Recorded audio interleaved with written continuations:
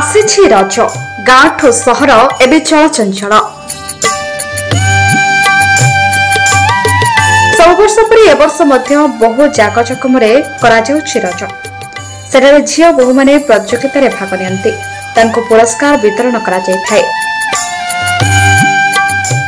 ओडिशार गणपर्व बोली कहुए रज को सेहीपरि पुओ माने कबाड़ी हेउ कि ताश खेल लगी पड़ती। पारादीप उपकंठ पिपल ग्राम बरबिहारी सांस्कृतिक परिषद तरफ रज महोत्सव पालन कर झीठार बहु मैंने सजबाज होती। रज 3 दिन धरी पिठापड़ा रजपान खाइबा सहित रज गीत बोली आनंद उल्लास देखा मिले। ओरमास तरफ विभिन्न स्टल भी पड़ा देखा मिले। समस्त व्यवसायी माने पसरा मेलाई थांती।